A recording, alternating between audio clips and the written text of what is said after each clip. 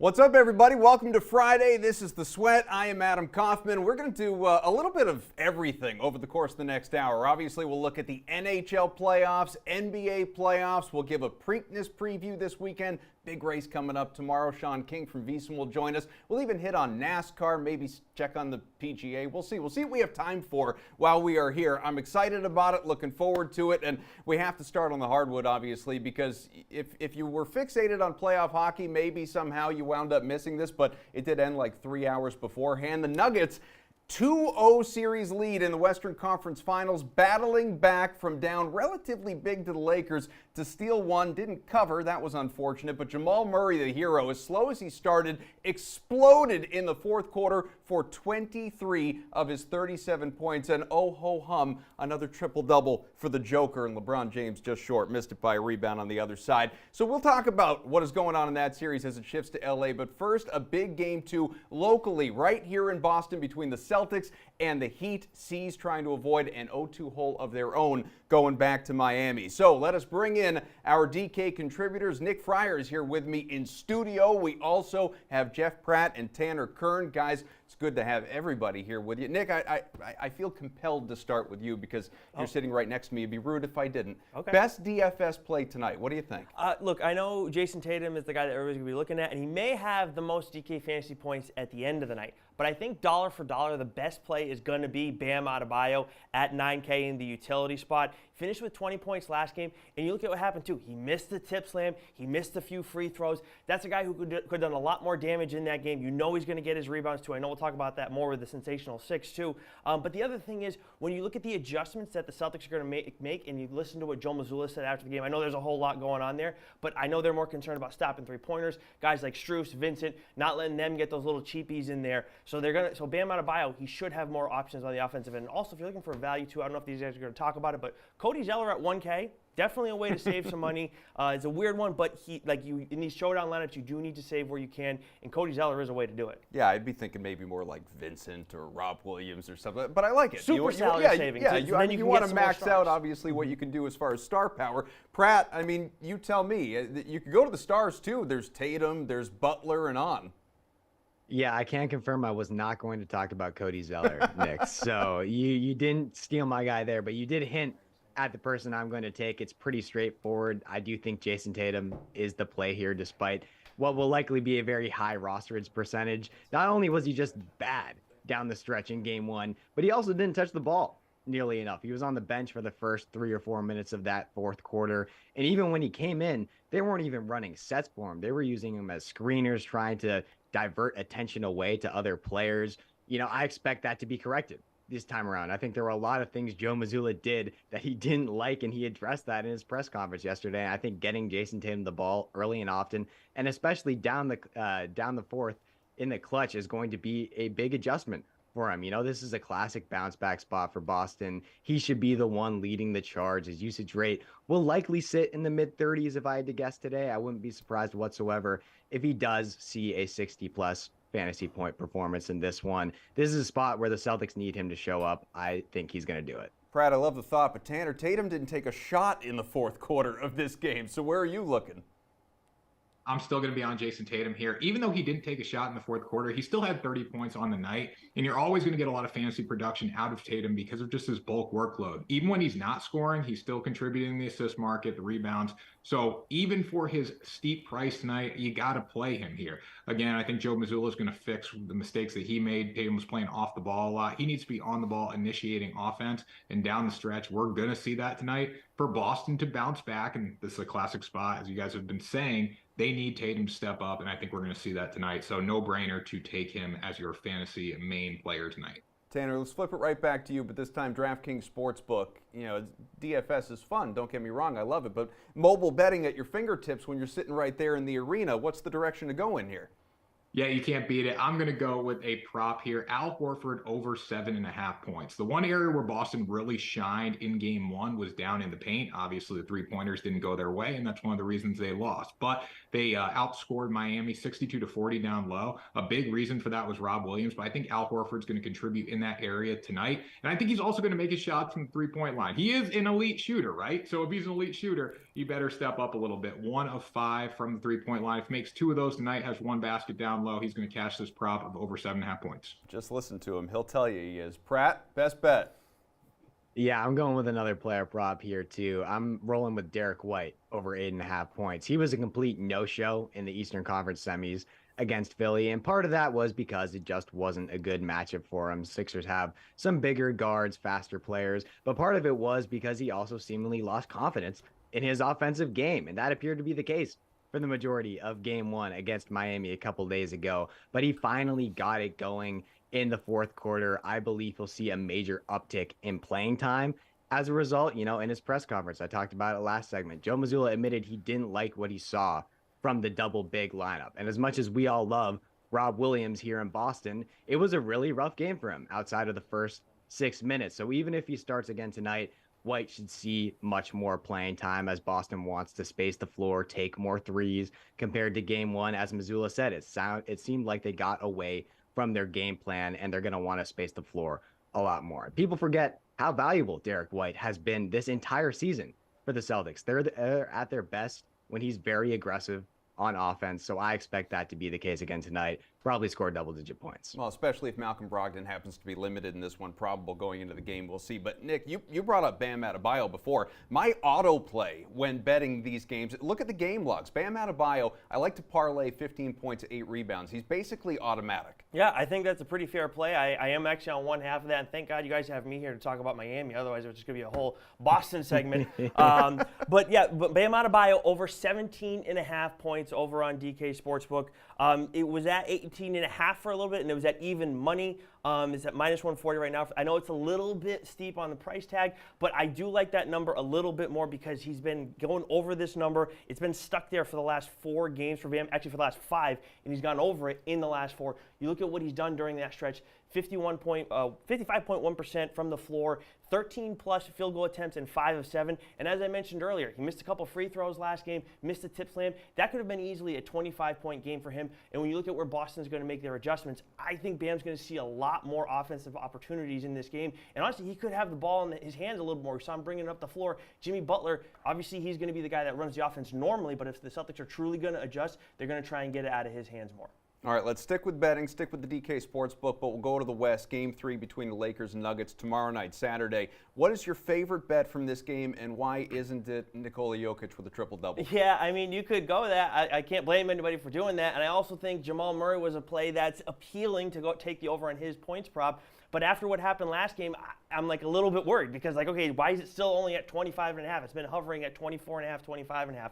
So instead, I'm going to go with a guy who does have it at 24.5. Okay. And that's going to be Anthony Davis after that ugly game. He made 4 shots, and he finished with 18 points. 4 made shots. At least he hit his free throws, right? Exactly, and that is part of the reason why I think this is an automatic play. He should fall into this one this weekend. I mean, so he's getting, 15-plus field goal attempts in the last 5 games, and he's getting double-digit free throw attempts in each of the last 3. To me, unless he just – I mean, he had a terrible game, and he still was really close to this number, too. And obviously didn't hit the over in that game, but I don't know how Anthony Davis doesn't do this. Plus, they're back in L.A., which is going to help him a lot. And actually, in the 2 Game 3s that they've had so far, AD has seen the over hit, and he scored 25 in both of those games. Backs against the wall. He's going to have to show up. Tanner, what do you think? Yeah, I got to go with Nikola Jokic over 10.5 assists. I've been riding the assist train all series long. It started at 9.5 in game 1. Game 2, it went up to 10.5. He cashed that. 14 in game 1 and then 12 in game 2. We saw what the Lakers did to him in game 1. They allowed him to be a pass-first player. In game 2, they made him be a score-first player, and he still was able to rack up 12 assists. The guys were hot from the perimeter like Jamal Murray, and in the postseason, he has gone over this 8 times in 13 games. So look for Jokic to continue down to play the triple-double there. I don't blame you at all. But I've really been focused because he's passing and his team shots. Pratt, you going to be looking at Austin Reeves? I know he's your guy. Is Austin Reeves my guy? I don't know if we talked about that. I've decided he is, yes. Okay, I guess Austin Reeves is my guy. He's gonna get the bag this summer, that's for sure. I'm happy for him there. Part of his I'm entourage. not looking at a prop. I'm looking straight forward. I think the Lakers on the money line here is the play. I'm not sure I would go all the way to -5.5 on the standard spread, but I would be fine with -2.5 or -3.5 on an alternate line too. This is a classic desperation spot for LA. They absolutely have to win this game. And I'm sure Lakers players will feel like they had a legitimate chance to win both game 1 and 2 in Denver, especially game 2, before just collapsing in the fourth quarter and seeing Jamal Murray hit every shot he took. It's also worth noting one simple trend here that's working in their favors. The Lakers haven't lost at home yet in the playoffs. They've won all 3 games in LA against the Grizzlies, and they won all 3 games in LA against the Warriors. That's a trend that has continued over from the regular season. They have been fantastic in their home arena since the trade deadline. So if they can't get it done, this series is over. They fall down 0-3. I think they will. Congrats in advance, then, I guess, to the Lakers on their future gentleman's sweep on their way out, because this series is absolutely over. Pratt, you and our guy Chirag here, you build out the sensational 6. We're going to take a look at it here. The 6 legs, all for tonight's game. Jason Tatum, 25-plus points. Marcus Smart, over 4.5 assists. Bam, Knicks guy Bam, over 6.5 rebounds. Celtics covering 2.5 points. Derek White, 9-plus points and assists. Jimmy Butler, under 29.5 points. So you're keeping Jimmy Butler in check tonight. You tell me your favorite leg. Yeah, I mean, I love them all, right? That's why I No, but, just like children, really you have to pick your favorite. I think probably Celtics -2.5. When Chirag and I created this, the way we were looking at it was every trend that pointed towards Miami stealing game 1 in Boston points towards a huge bounce back performance for the Celtics tonight. And that's why we don't have a lot of Heat legs in here. I understand Nick was saying we haven't talked about Miami a lot in this one, and that is pretty simple because I don't expect a big performance from them tonight. I think Bam will be good on the boards, and he probably will have an opportunity to go for 20-plus points. But as a result, as Nick was saying, the ball is going to be in Jimmy's hands a lot less. I think they'll make those adjustments, and the Celtics players are going to step up because they have to. Tanner? I love Celtics -2.5, and I think that goes hand in hand with Jimmy Butler under 29.5 points. The Heat are undefeated when he scores 30+, and I don't think he's going to have a great night. Boston performs better when they are the hunted instead of the hunters. So when they come out, they play a little chip on their shoulder tonight. I think that's going to tame Jimmy Butler, and they're going to coast in the second half. Miami's not going to get a lot done, and Jimmy Butler's going to go under his point total. Do I need to ask? Bam over 6.5 rebounds? I mean, that's an automatic. It's been an automatic, right? He's gone over this number in all but 1 game in the postseason. But the other one I did want to highlight, too, in case somebody else wanted to talk about Bam, is Marcus Smart over 4.5 assists. He's gone over or logged 4 on the nose in the last 6 games. But I just want to know if we can get the camera that we have in DK studio on Jeff Pratt in case the Miami Heat actually win this one tonight, because I would love to get the live reaction from him, because I know he's going to have tears. There's going to be no tears tonight, Nick. No tears tonight. Maybe later on, but not tonight. Smiles that big aren't natural. That is a true joy that is in his heart. Yeah, because he thinks Jimmy's gonna go under tonight. Actually, that's not a bad call. I gotta say, Jeff, it's not a bad. Thank you. Bad call. Honestly, like with that kind of bravado, I'm surprised he didn't put like Jimmy under 17.5 points. Like Jimmy's just gonna come out and flail. No, absolutely I'll flail. give Jeff. He's not dumb. Maybe naive, but Yeah, come on now. Fair enough. Guys, thank you very much. Appreciate all of you for hopping in here. We're going to be joined by VSiN Sean King next. Sean, of course, part of VSiN's primetime night, 6 to 9 p.m. Eastern with our friend Tim Murray, poker player Daniel Negreanu joined them this week. A little breakdown of the Dallas Stars. When do you start to hedge? Like, I have a ticket on, I'm sure you said you do as well. When will you start to hedge, or do you not believe in hedging? Well, no, I think hedging, generally speaking, people that do hedge, it's because they don't have enough money to ride it out, right? I look at a bet and you guys think, is this a plus EV bet? I'm not going to make a minus EV bet to circumvent, like, losing less or locking up a profit. I think in terms of just pure EV. But, you mentioned Ottinger, and that's a really important point, because in that last round, he's been terrible in the playoffs, and he's a very good goalie. His goal saved above expectation is there with Stuart Skinner, who was Edmonton's goalie and did really, really poorly. So I think that'll be the difference. And Jason Robertson's going to have to find a way to get back on the schneid there. Rupi Hintz is sort of picking up the slack. But Dallas is built in a lot of ways, kind of like Edmonton, in that they have this one big line with Pavelski, Hintz, and Robertson, and they move them around and stuff like that. And it'll be a really interesting coaching battle, because Pete DeBoer coached the Vegas Golden Knights last year. and now the Vegas Golden Knights are facing off against him. So there'll be a lot of intimate understanding and knowledge of how, each other thinks and how they play it out.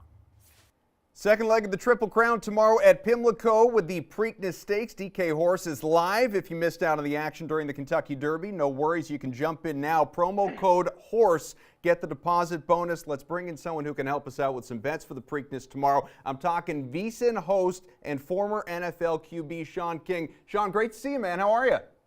I'm excellent. How are you? I'm good, although I'm wondering because I feel like there are a lot of novices when it comes to betting horses, obviously. So what's the strategy? I mean, what are you looking to do when you're getting in?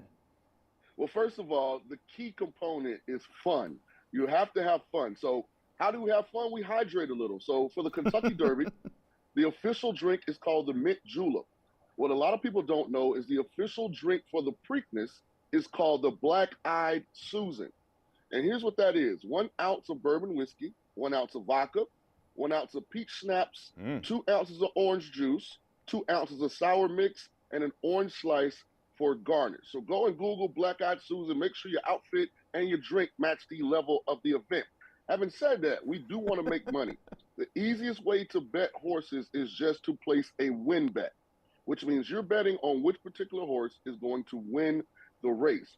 But that's boring. So what I'm going to do is I'm going to show you how to play an exacta, which is that we're picking the first 2 finishers in the race. And that's what I'm going to give you today when we get to my picks for tomorrow's Preakness.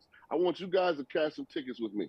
Man, I want to party with you and hear more about these drinks. So which horses are you focusing on tomorrow? Because one of the favorites, I mean, this is the horse that I was going to be on, man. First Mission was getting me all excited. First Mission was scratched this morning, so this field, which was already small, is down to 7 horses. It is, and I'm a guy, I don't like to play the favorite. I want to take long shots. Like in sports betting, I don't like $3, $4 favorites. I'm pulling for the little guy. So I'm going with the 6-horse Perform. The 6-horse Perform. We're going to put that horse in first place, and then we don't want to miss out if he wins because he's 15-1 on the morning line. We're going to hit the all button in second place. So for $1 exacta, 6 in the first box, all in the second, it's $7 bet. So, Perform to Perform. I mean, that is your pick to win this thing? That's right. Yep, Perform to Perform. That's my pick to win it. Let's go. All right. Well, hey, we haven't talked to you since the NFL draft, which, it feels like a million years ago already. After having a few weeks to digest it, favorite QB in the class, or which one is in the best spot in your mind? It's interesting because I think they all ended up in really good situations. Anthony Richardson went to the one place where they're going to, I think, mold the offense after him. Shane Steichen just did that in Philly with Jalen Hurts. So I think he has a great shot. Hendon Hooker, who needed to go somewhere where they were going to have patience. Perfect place is Detroit. Jared Goff on the last year of his deal. So Hendon gets to rehab, get healthy. Will Levis, Ryan Tannehill, last year of his deal, same situation. But, hey, there's only one pick, right? There's only one number 1 pick. So 5 years from now, it's still going to be Bryce Young, in my opinion. I think the Panthers are headed in the right direction. I don't think they have enough skill talent around him for him to potentially win Rookie of the Year, but I do think he's in a great spot because his head coach is a former quarterback in the NFL. His quarterback coach is a former quarterback in the NFL. And one of the best offensive minds I know, Jim Caldwell, is also in the building. Sean, we love futures bets around here, and I'm not going to limit you to quarterback. If you're thinking about this rookie class, who is in the best position to make an immediate impact? Where are you going to place a bet for Rookie of the Year? Well, I always look at this from 2 standpoints, opportunity and expectation. And I'm going to go Jahmyr Gibbs, running back from Alabama, drafted number 12, I think it was, by the Detroit Lions. And here's why. They got rid of Jamal Williams and DeAndre Swift.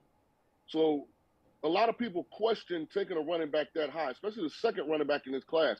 So it's a lot of pressure on Coach Campbell and his staff to make this work. So I think they're going to go out of their way to highlight and focus on Jahmyr Gibbs. He's going to get those goal line touchdown carries that, so his touchdown count looks right.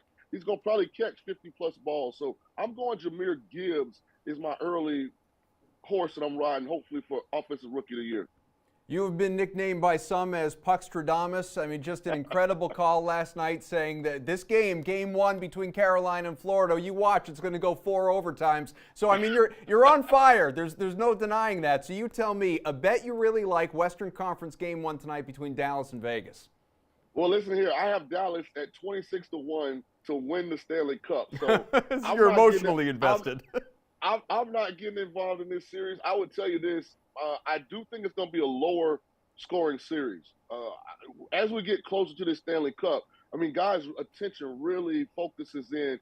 You know, it gets a lot more physical. Guys are a lot less aggressive because they don't want to make mistakes. So as you saw last night, that game stayed under the listed total of 5.5. If I get involved in this series, it'll be playing the under because I got Dallas at 26-1. I just want to sit back and hopefully cash that ticket so I can peacock a little bit on VSiN primetime. All right, Sean, really enjoyed your time. Thanks for being with us, man. Hey, thanks for having me. Enjoy the weekend. All right, you too. Good luck with the bets as well. Sean King from VSiN. Catch him on VSiN Primetime, as he said. So, per usual, Georgia's at the center of the college football universe. Spencer Hall joined the Le Batard Show to discuss a major story in Athens. Thing is, it's about a quarterback, but not the new commit. Stetson Bennett has been in one form or another aligned with the Georgia Bulldogs or transferring in hope of returning since 2017. 2017. Some people, by the way, think, oh man, that's really not using your time well. That's poor time management. My friend, if you're from Blackshear, Georgia, all you want to do is get to Athens, Georgia. That's it. Some people want Paris. That man wanted Athens, and he got it for 7 years of glorious bowling, beer consumption, and general layaboutery. That's really all you want, because I got to tell you, the reason that Stetson Bennett is so beloved, there's two things. One, yes, he did win 2 national titles. One would have done. They would have worshipped him for the rest of his life. He would have had his car dealerships, etc., just based on that. But he got 2. In addition to that, though, he did it their way. And by their way, I mean by wearing Croakies, all right? By not going to class. By stretching what should be a 4-year term at a very manageable course load at a very manageably intelligent university. And by the way, it's a good school. I'm just saying, I know a lot of people who put it in 3rd gear and got degrees there, okay? Maybe 2nd gear. It's not exactly a potboiler of a school when it comes to pressure. Additionally, he wore sandals. He did very little for 7 years. 7 years. That's the dream. That's all these people want, is to spend more time in Athens. And he got 7 years. Think about that as a fraction of his life, Dan. All right, he's 25, 26 years old. He spent 7 years orbiting Athens. By like percentage, that's the dream. Spencer, there's like so half his life. there are so many people listening to this who say, "Give me 7 years of general layaboutery, and then I'll own a car dealership as a champion quarterback. I'll take it."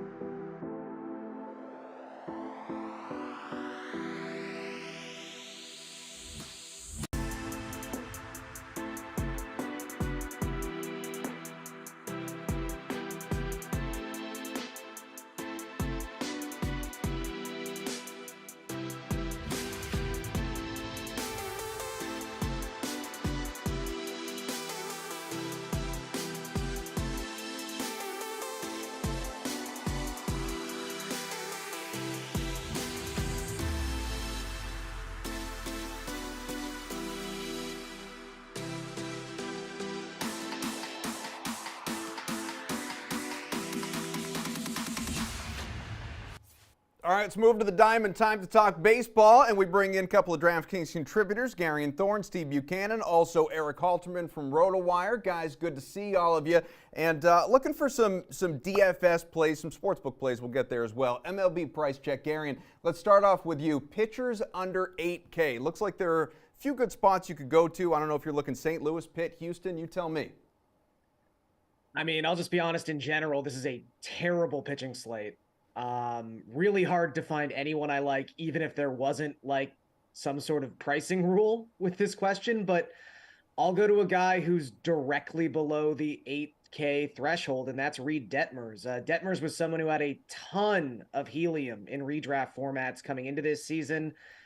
And I would say to most people, by his surface stats, he's been a disappointment. However, he's also been really unlucky so far this season. He's got a BABIP above 370. His strand rate is below 65%. It's the reason his 4.89 ERA is backed up by a 3.90 FIP. He's just not getting the lucky breaks. And I think his ERA estimators are far more indicative of who he is as a pitcher, particularly because he's a great strikeout pitcher. His strikeout rate up over 26%. He's striking out more than 10 batters per 9 innings across his first 8 starts of the season. That's what you want to see in DFS. And this is a pretty good matchup considering the Twins cannot hit left-handed pitching. They have an 84 WRC plus within the split. Their 27.3% strikeout rate against lefties, the highest mark of any American League team. So I think, honestly, Detmers is one of my top 3 pitchers on this slate, regardless of price. Bukes, how about you?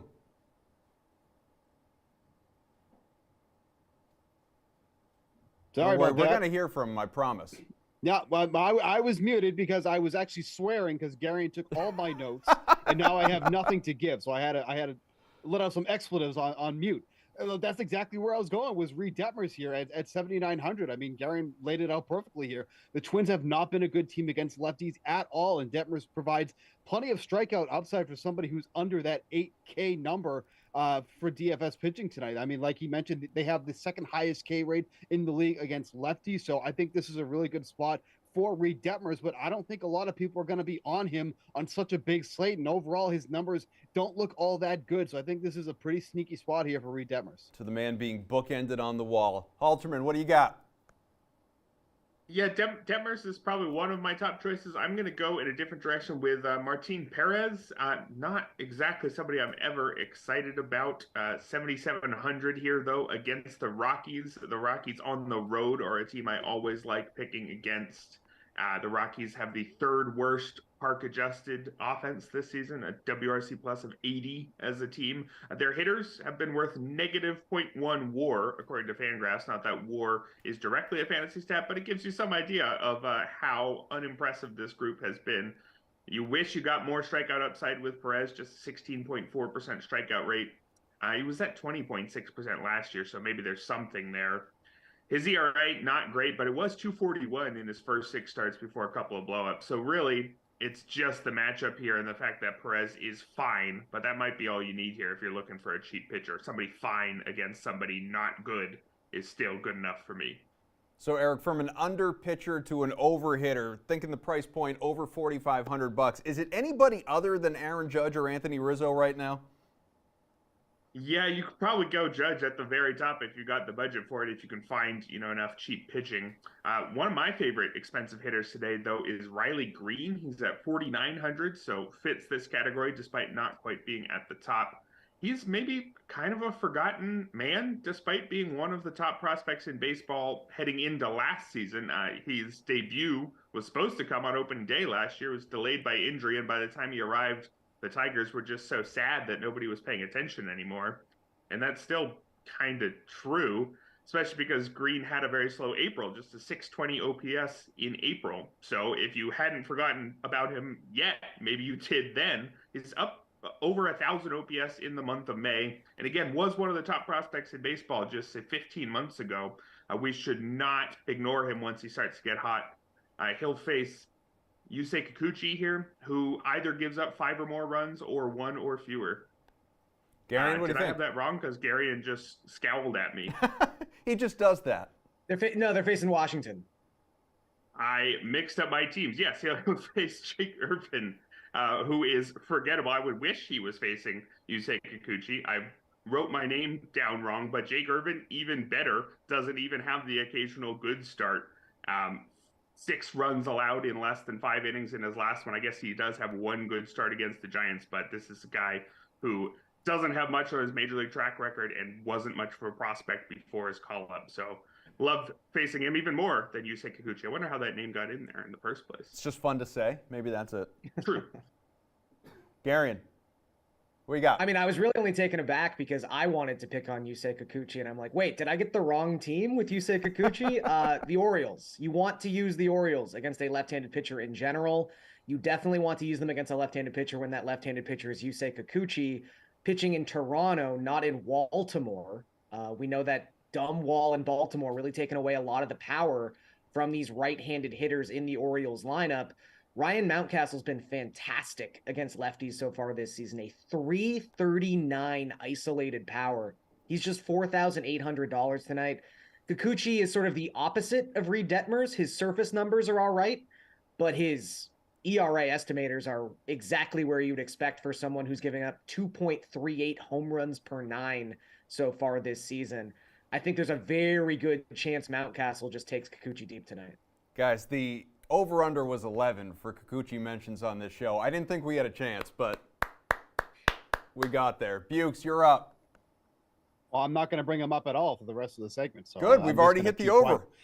That's not true at all. Yordan Alvarez, 6,000. I don't really go out of my way to go left on left, but it doesn't matter when it comes to Alvarez. He's just smashing both sides of the plate. 375 WOBA and a 141 WRC plus on the year against lefties, going up against Ken Waldichuk, who has a 377 WOBA and a 6.83 FIP on the season against left-handed bats. Don't imagine he's going to go in this game long, so that gives us more opportunities to go up against that Oakland Athletics bullpen, which has been by far the worst in the league. You look at Alvarez over his last 10 games, averaging almost 10 DraftKings fantasy points per game, 2 home runs, 3 doubles, 8 RBI over that span. Alvarez is the batter to take if you're going over 4,500. All right, let's drop down to grand and beyond, Bukes. We'll stay with you. Hitters under 3,500, and looks like you got a litany of options here. Yeah, you're going Andrew Benintendi at 3,200, going up against Zach Greinke. If you're going to attack Zach Greinke, you're going to do it with lefties. He's coming into this game 361 WOBA, 5.30 FIP against left-handed bats, 5 of the 9 home runs that he's allowed. Benintendi quietly riding a 5-game hitting streak coming into tonight. He's 8 for his last 17s with 4 doubles over that span. He's really, really cheap here for somebody that should be hitting atop of that White Sox lineup. They're probably going to go very left-handed heavy for that reason that I gave about Greinke's poor numbers against lefties tonight. 3,200 feels like an absolute steal for somebody who's been red hot at the plate lately. Let's slide down the wall. Eric, who do you have? Yeah, let's bore everybody with my pick. Unless I just go with Yusei Kikuchi somehow. There's another one. Go ahead. But for my cheap hitter, I like Donovan Solano, just 2,100. A lot of times the cheap hitters you're looking at are the exciting prospects that are just coming up. Solano's about as boring as it gets, mid-30s part-timer. But he's completely fine, and he has key lineup position against lefties. That's why you like him here. That lefty is Reed Detmers, who Garen talked up earlier. And yeah, Reed Detmers is interesting, and I think I could see the case for using him. If you're not using him, though, he's certainly not good enough to scare me away from every single twin. Donovan Solano, 98 WRC plus in Cincinnati last year, 95 this year. I'm not going to try to oversell this guy as anything special. He's yet to have a homer, and he doesn't play all that often. But he's basically a league average hitter who's hit either first, second, or fourth against lefties. And if you get a guy at just $100 more than the minimum, who's going to be in the part of the lineup that's doing the damage today, doesn't need to do much to justify that price. Next up, the kid from Scarborough. Yes, Chas McCormick. We already talked about the Astros a little bit already. I think it's also worth noting with the Astros, if you want a hitter over 4.5K, who you might be able to use tonight, not official, but Jose Altuve might be back in the lineup tonight. He might be interesting as well against Ken Waldichuk and the Athletics. But McCormick fits into this category. He's $3,400. All he does is hit left-handed pitching. For his career, has a 913 OPS with a 154 WRC plus against Southpaws. Unfortunately for McCormick, who has occasionally hit leadoff early on in the season against lefties for the Astros, if Altuve is back on this roster, he will not be hitting leadoff tonight. But still, he's good enough against lefties in his career, and Waldichuk is bad enough.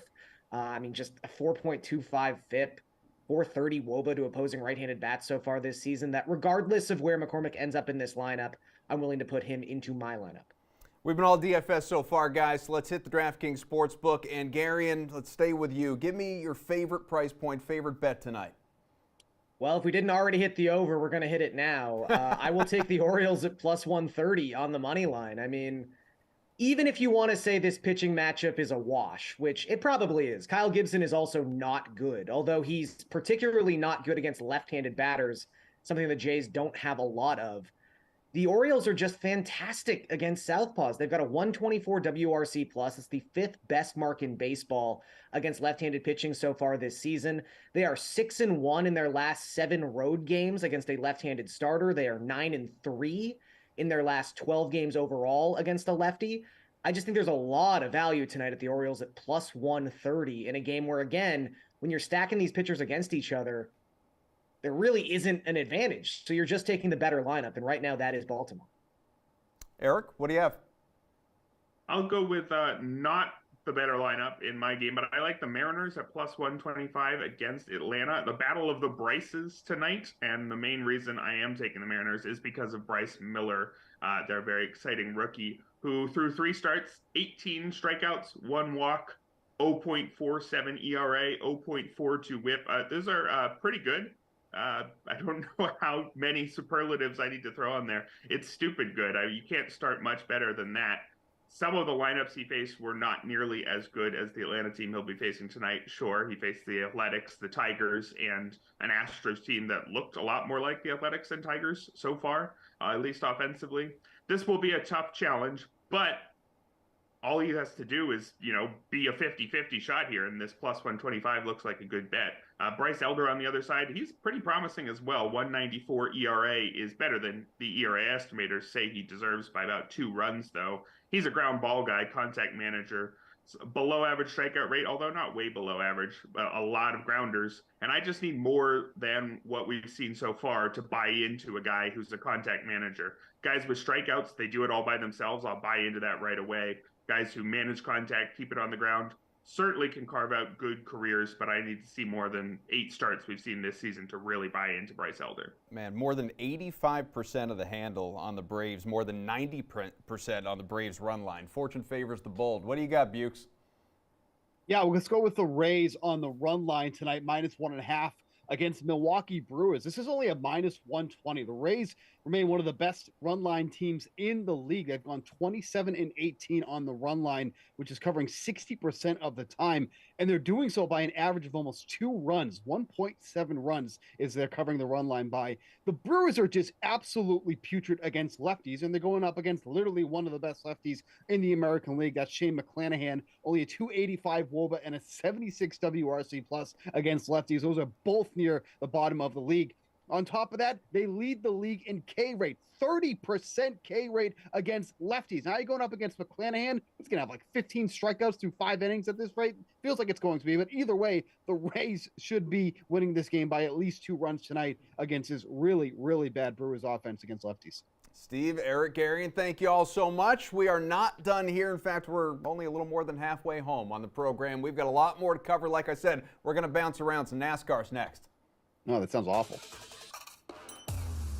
Are you a nap guy on flights? Are you a book guy? Are you a movie guy? Are you a show guy? I mix it up. Take naps, watch shows. I like watching The Office. Kind of, it's my go-to. Because we were talking earlier about like favorite movies. You mentioned Shawshank Redemption. I've never seen it. People look at me like I have 5 heads when I've never seen that. The Office, never seen it. And people are always like, how have you never seen The Office? So if I start watching it now, then I'm going to want to come to someone like you who says it's your favorite show and be like, hey, like, this really funny episode. And you're like, yeah, dude, like I saw that 8 years ago. Like there's no circle of people who are just starting to watch The Office right now.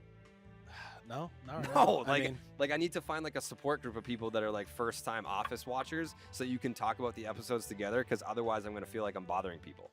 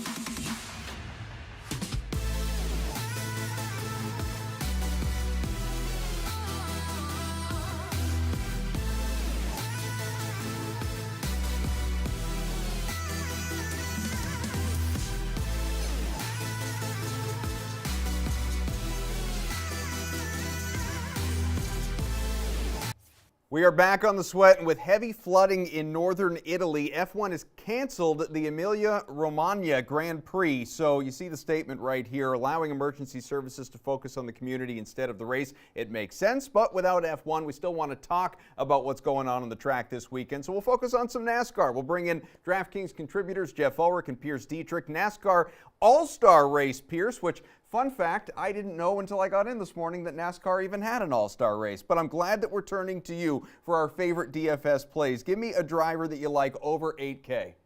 Well, they pay $1 million to the winner, which was a big deal like 30 years ago. Now, I'll take $1 million, but I don't know if it's such a big deal anymore. Grocery bill for a month when you have kids. I mean, that's...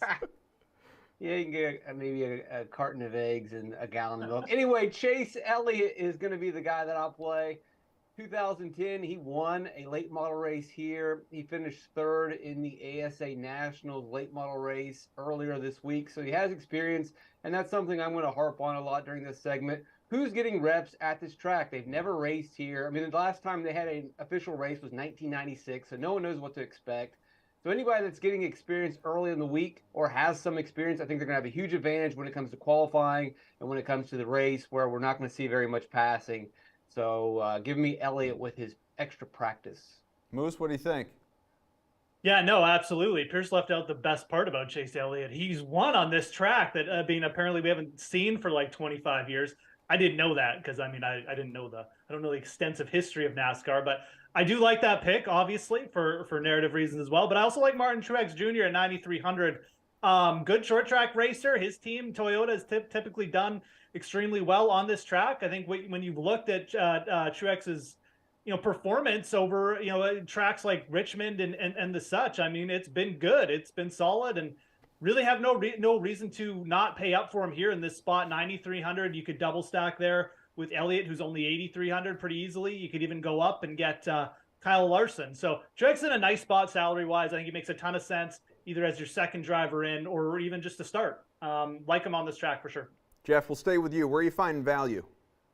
Chase Briscoe at 6,800 seems to pop off the page for a lot of different reasons as well. I mean, again, a driver, I think that when you look at where he's done well, I mean, it makes a lot of sense that he's going to have some success here. He's 6,800. I mean, when you're just looking at what he's done and what he's accomplished in this race and other short tracks, I would have thought he would have been well into the 7K range, but it is a little bit of a different dynamic. It's more of a limited field event, obviously. So Chase Briscoe at 6,800 certainly stands out. If we're talking about just pure values too, like guys who are too cheap and not just looking at, necessarily the price. I mean, I think Tyler Reddick, I know this isn't exactly what you call a Tyler Reddick sweet spot, not his greatest kind of races, but 7,700 seems really cheap for Tyler Reddick. So more of just, taking the talent when it's there. Under 8K, I think that's fine to use as well. Pierce, you have a favorite? Daniel Suarez, extra reps matter. He participated in the late model races earlier this week, finished 15th in the Cars late model race, finished 5th in the ASA Nationals race. I really believe those extra reps are going to prep these guys for qualifying. And if you have a good starting position, you're going to have a huge advantage at a track where you're just not going to be able to pass this weekend. I know Suarez isn't a favorite or a brand name to most. Struggled early in his career. He's rushed up too soon, was underfunded. But you got to kind of put away that baggage. He's going to have plenty of practice going in, and he's got a fast track house car. All right, it's not just DFS. We're talking sportsbook also, guys. Pierce, we'll stay with you. How about a bet to win the All-Star race to get that lofty $1 million purse? Yeah, it's the same guys that we pick every time. It's either Kyle Larson or William Byron. They are the best drivers this year. They're in the fastest cars this season, so I don't see any reason to go in any other direction. Byron was the runner-up in the ASA National race earlier this week. Larson hasn't raced here yet because he was busy winning dirt races in Ohio earlier this week, but he will be in the truck race, so he's going to have extra laps. I'll go with Larson as the guy to bring home the $1 million paycheck. He won the $1 million paycheck in 2021. Jeff, who's your favorite? I'll go with the narrative. I mean, Chase Elliott, I think, is at plus 1,400. I mean, that's a really good price for a driver who's, looked really good coming back. He's got a fast team, as we talked about. And I mean, again, like I know it was like a decade ago, but I mean, the only driver who's won on this track. I think it would be a good story for NASCAR. Pierce is usually the one putting on the tinfoil hat here in these spots. I really thought he'd do it again, but I mean, what a story it would be for NASCAR coming back to this track, which apparently they just ignored for 25, 26 years, and then Chase Elliott grabbing the win again, basically one of their premier drivers. So I just think that the number is too big. I mean, I think there's a couple factors here. So mentioned Truex Jr. at plus 1,000, but I mean, Chase Elliott plus 1,400. That number really does truly seem too big. All right, Pierce, we're going to let you go, man. Thanks for hanging with us. Enjoy the All-Star festivities there for NASCAR this weekend. Moose, we're going to keep you around. Talk some pucks, though, obviously. And it's not just Game 1 in the Western Conference tonight. We'll get to that. We have to begin with last night and what happened on the ice. You were big, because we were talking throughout the week, you were big on the under. Very much unlike the public, the Sharps, you were big on the under in Game 1 between Carolina and Florida. Who would have ever thought the under would hit in a game that produced 125 shots on net? 4 overtimes in this game, Moose. What'd you think? Yeah, no, I mean, classic playoff hockey. I mean, again, you know, I talked about it, though. These teams had a week off. One real trend that we see in the NHL, especially just in the COVID era, when there has been teams, unfortunately, having to cancel games, is that when they get like 7 to 8, 10 days off, the offenses come back really rusty. And I think that's kind of what happened here. You also have 2 goalies who've been really good in the playoffs, and I think people were overlooking that. Bobrovsky leads the league in goals saved above expectation. Frederik Andersen had a .931 save percentage. Like, you know, you're asking for 6, 7 goals against these 2 goalies. It just hasn't happened. So not really shocked in the result there, to be honest. I'm shocked that it took 4 overtimes to finally score a goal. But again, that's playoff hockey. Legs get tired. The shots just start to get a little weaker as they go on. And those goalies have big pads. So, yeah, no, I'm not shocked that it was lower scoring Game 1. And quite frankly, I think we can continue to play that trend into Game 2. Man, 96 minutes between 2-2 and the winning goal in that game. Incredible. But let's ride with that. Game 1 out west between Vegas and Dallas in this one. Again, the public, the Sharps, heavy on the over, but you think it's going the other way? And this one, no. This one, I'm going to take the over. I mean, I was kind of referencing. We can stick with it. Got in it. the In other that series, I got you. This one, I'm going to ride with Joe Public here. I think this series will be a little bit different. I think it's going to be a little bit back and forth. These teams haven't had quite as much rest either. The goaltenders in this series, far less reliable. Jake Ottinger's great. He is a good goal. He's had a solid season, but he's been up and down in the playoffs. He has had some bad moments, some bad games. He was exposed a couple times against Seattle. He's bounced back great. Won them Game 7, but who knows what you're going to get. And Dallas defensively has allowed, 30, 40 shots a couple times. And then Aiden Hill on the other side. We talked about this yesterday. 3rd team for him. Who knows when this story is going to end. Had a really nice end to the series against Edmonton, but I do like the over in this one. Again, if I was looking at the straight up line, I would lean the Stars here. But I think playing the total here is kind of my favorite play again, just like it was in the other game. I think 5.5 is actually underrating these offenses, and it's not giving enough credit to the fact that we have a little bit of shaky goaltenders on both sides. All right, so if we're talking DFS and we're expecting a high scoring game, who would you captain? Yeah, absolutely. So there's a couple different ways you could captain. I actually think that like Ottinger is in play. If you're going to look to a goalie, that's the one. Like I said, Dallas is on the road here. Certainly they've given up some shots. But if you're going offense, and again, I think this is a fine play as well. Joe Pavelski makes a ton of sense there. So Joe Pavelski at 12-9, excuse me. Again, one of the leaders in terms of just the remaining players in the playoff scoring. Had a monster series against Seattle, obviously. Was a little bit quiet in Game 7, but Pavelski, I mean, just going to get a ton of opportunity there. If Dallas's power play gets going, Pavelski's going to have opportunities galore. He's kind of their trigger man on the power play and the special teams. So really like paying up for Joe Pavelski there. And again, like I said, if you like Dallas, I really don't think Ottinger is a bad play there. Obviously, we showed him on the screen. He's been up or down. He's certainly high variance. But if you're going to play a goalie, I mean, Ottinger would be the play to me. Again, Dallas being on the road, wouldn't be shocked to let up a few more shots here tonight. And if Ottinger does come through with the win, I mean, he's probably going to have, he may even push for the save bonus. So I'm guessing however much you like him, he's not the guy you're looking to stack with Pavelski, though. So who else you throwing in this lineup? Yeah, no, I mean, look, if you're playing Pavelski, you absolutely have to play Rupe Hintz with him. I mean, there's no doubt in my mind. Hintz has been, in my opinion, of all the skaters and forwards left in the playoffs, Rupe Hintz has been the most dominant.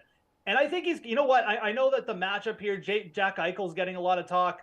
I think this is a really bad matchup for Jack Eichel, to be honest. I think Rupe Hintz can match him stride for stride if they do try and match him up. If Dallas does get, this may apply more to home ice, but if Dallas does get some matchups they like with him, I mean, it could be, trouble for Vegas, who isn't really deep at center after Jack Eichel. So Rupe Hintz, to me, would be a must play with Joe Pavelski. But on the other side, I mean, there's certainly some value plays for Vegas we could look at as well.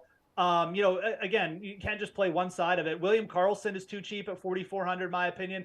And if you're looking for a guy who is really cheap, just a min-salary play, Brett Howden, probably going to get some time with Mark Stone. He's averaging right around 14 minutes. He doesn't do much. He's not a super highly skilled player, but when you're playing along Mark Stone, sometimes the puck will just bounce off you and things will happen. So I think Howden at 2,000 makes some sense, just given the time on ice he's been playing. On the betting side, you already talked up the over in this game. So if that is not your ultimate best bet, what is on the DK Sportsbook? No, I definitely like the over in this game. Again, like I really just look at this series. It's going to play out a little bit differently. I think it'll be a little bit more wide open. If I was playing another prop, though, I would look at Jake Ottinger over 27.5 saves tonight. Again, like Vegas is a solid team 5-on-5. Dallas has been really up and down in this playoffs defensively, and I think this one's going to be way more wide open. So I would look at Ottinger, and I would play the over here in terms of the saves. I think much like last game, you could just get the home team tilting the ice a little bit more. Obviously, I do like Dallas, and if Ottinger comes through with a decent game, they're probably going to win. But you can take advantage of that in a couple different ways, because if they fire 35 shots, Ottinger's going to hit this easy. So I like the over on Jake Ottinger saves tonight. And again, under aside, how about a best bet game 2 between Carolina and Florida? Again, like I talked about the under, I have no problem staying on it for another game. These are going to be really tired skaters. I know the goalies are going to be tired as well, but a little bit different, when you're trying to get up and down the ice and trying to get one pass rather than just sitting in your net the whole game, in my opinion, at least. So the under 5.5 still in play for me. And you know what? I don't mind going to Carolina on the puck line for this game. Plus 170 to cover the minus 1.5. I think in these situations, this is clearly going to be a pretty close series, but Florida's picked up their win. They've got home ice advantage. They've killed the home ice advantage for Carolina. I think Carolina comes out and potentially just dominates this game a little bit. Maybe it's just Frederik Andersen. Maybe Carolina just allows like 20 shots, but I think you will see Carolina win game 2. And I do like playing them up to the puck line here. It would not shock me if we saw some kind of like 3-1, 3-0, 4-1 game. So a little bit riskier, obviously, than just playing Carolina straight up on the money line, which you can at minus 145. But I think the puck line for Carolina in play for game 2. Moosey on the slate today? Sure am, pal. All right, a lot more hockey, some PGA Championship thoughts. A lot of good stuff is coming up. I know Lamarco will be there. I think I'll be there even. So we're going to have fun. Sweat, of course, returns Monday, 11 a.m. It's Monday through Friday. The slate in the afternoons right around 5:15 across the DraftKings channels. Thanks to everyone who was a part of this one. Enjoy all the playoff action, everything else going on tonight and through the weekend. We'll see you later.